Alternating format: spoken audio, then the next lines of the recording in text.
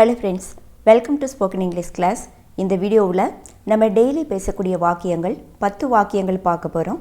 அதை இங்கிலீஷில் எப்படி பேசுறது அப்படிங்கிறத தெரிஞ்சுக்கலாம். இந்த சென்டென்சஸ் உங்களுக்கு ரொம்பவே யூஸ்ஃபுல்லாக இருக்கும். வாங்க பார்க்கலாம். இப்போ நம்ம பேசிகிட்டு இருக்கும்போது யாராவது குறுக்க பேசுனா சொல்லுவோம், பேசும்போது குறுக்க பேசாத, பேசும்போது குறுக்க பேசாதீங்க அப்படின்னு சொல்லுவோம்.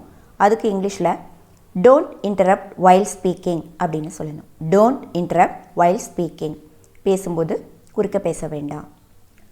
எனக்கு இன்றைக்கி நிறைய வேலை இருக்குது, இதை நம்ம இங்கிலீஷில் எப்படி சொல்கிறது? I have a lot of work today.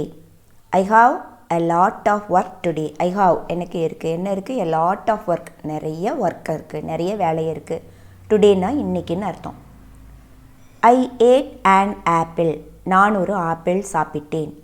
I ate, ஈட்டோட பாஸ்ட் டென்ஸ் ஏட். ஐ ஈட்னா நான் சாப்பிட்றேன்னு அர்த்தம். ஐ ஏட் அப்படின்னா நான் சாப்பிட்டேன். என்ன சாப்பிட்டேன்? An apple.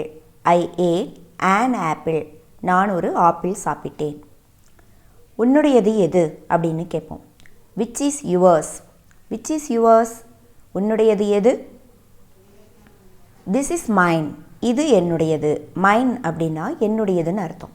This is mine, இது என்னுடையது. press the button.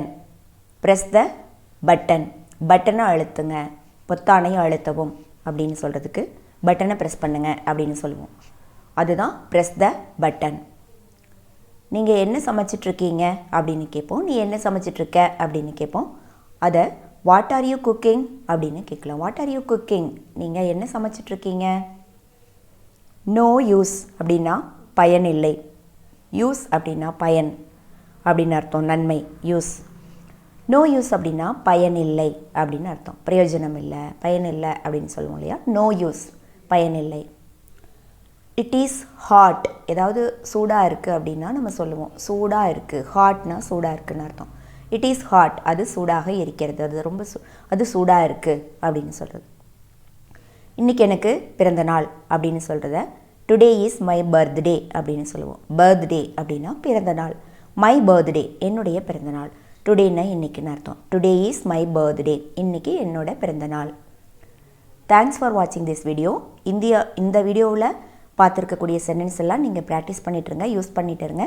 நெக்ஸ்ட் வீடியோவில் பார்க்கலாம். அதுக்கு முன்னால் இன்னும் சேனலை சப்ஸ்கிரைப் செய்யாமல் இருந்தீங்கன்னா சப்ஸ்கிரைப் செஞ்சு பெல் பட்டனை அழுத்திக்கோங்க. தேங்க்யூ.